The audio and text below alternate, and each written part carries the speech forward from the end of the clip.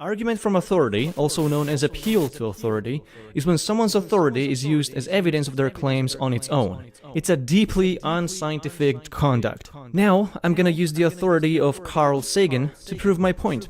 One of the great commandments of science is mistrust arguments from authority. Authorities must prove their contentions like everybody else. Arguments from authority carry little weight. Authorities have made mistakes in the past. They will do so again in the future. Perhaps a better way to say it is that in science, there are no authorities.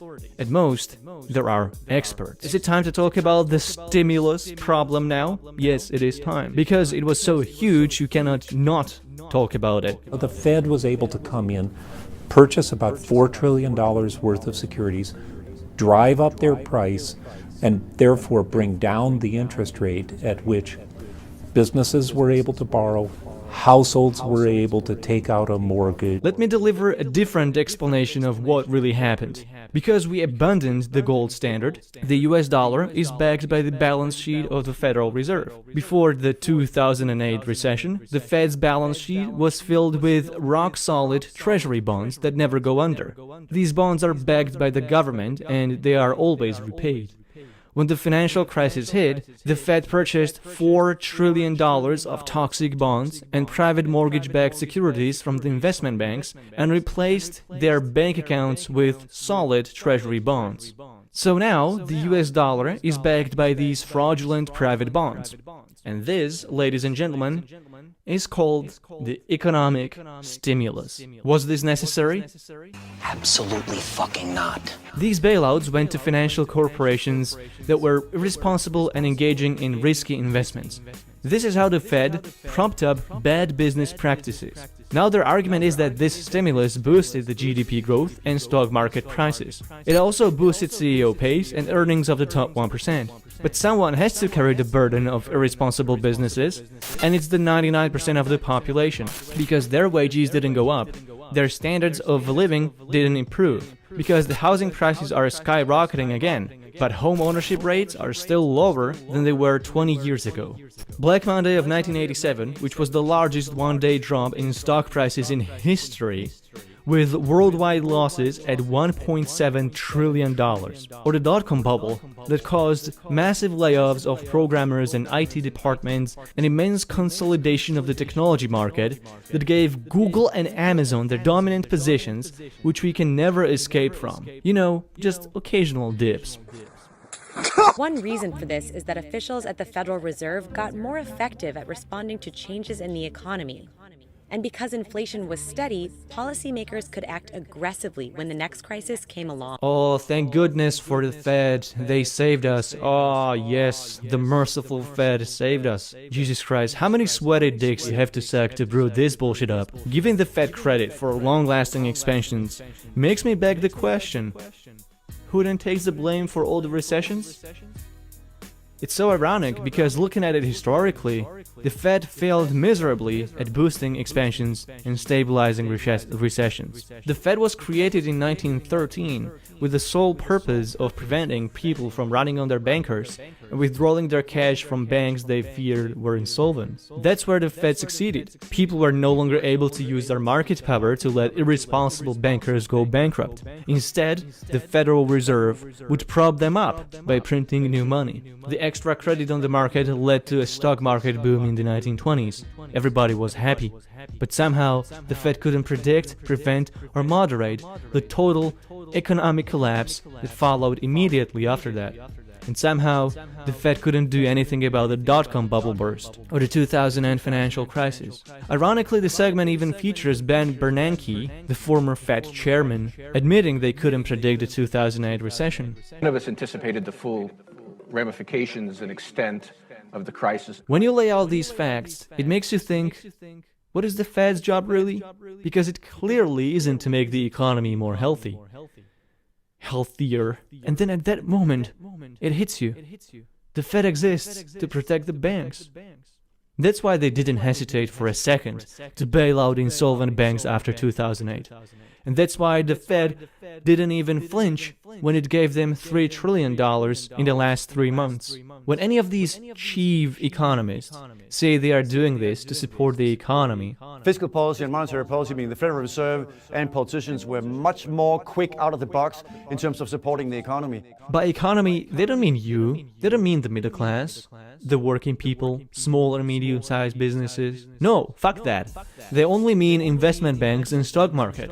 That's where all those trillions of dollars in stimuli goes to. Somehow, when it comes to the big banks and big corporations, there's always trillions of dollars for them. But when it comes to universal basic income or social programs, God forbid, you can't do that. How are you gonna pay for that? This question is only asked when it comes to supporting regular people. It is never asked when it's about corporate welfare. A study found that Bernie's Medicare for All would increase the government spending by $32.6 trillion over 10 years.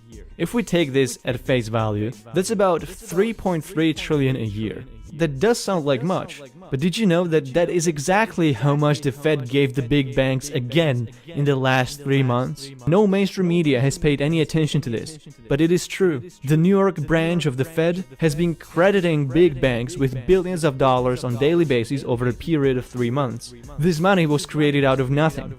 It wasn't even printed. It was literally just credited to the big banks. And why, you may ask? Well, because the banks had such insufficient liquidity, they couldn't even pay their own taxes. That's literally what started this stimulus package. And it's infuriating that nobody is talking about this, as if it was business as usual. Business as usual. Remember when I mentioned that CNBC will give you an illusion of neutrality? I said this because this segment only uses a very specific set of metrics to prove the economy is growing. It's the GDP growth, stock market prices, and unemployment. And while the video does briefly mention increasing income inequality and decreasing home ownership rates, By one estimate, the wealthiest 10% of Americans own more than 80% of the stock market's wealth.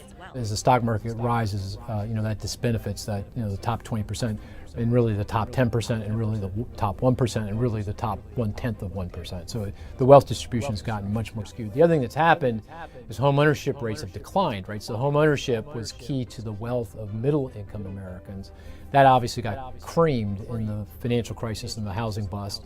And so home ownership rate today is meaningfully lower than it was when it peaked 10, 15 years ago. CNBC pays way more attention trying to sell you this idea that the economic stimulus package was what brought the economy out of the recession, and now everything is good. In 2008, the US economy hit its lowest point since the 1930s, but CNBC won't tell you how low this point really was. What I will tell you is that The deeper the hole, the longer it takes to climb out. so when the segment says From the end of 2009 to the end of 2019, the U.S. economy has added more than 20 million jobs. it classifies this as part of the expansion. But when we look at a context, we'll quickly see that its 20 million job creation is no sign of expansion at all, because the economy hasn't even climbed out of its hole. Instead, this is a painfully slow recovery, and expansion will only start once we get out of this hole.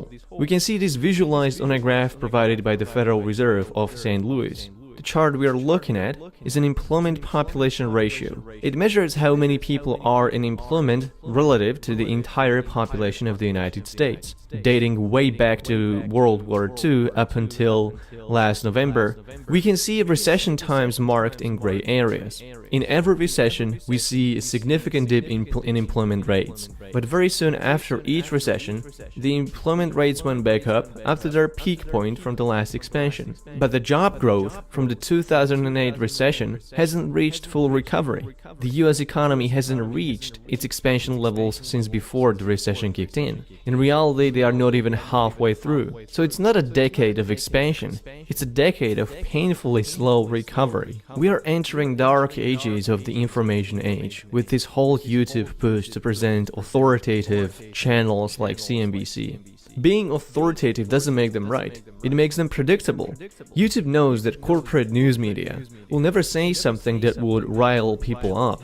They will never go against their own interest or against the interest of established corporations.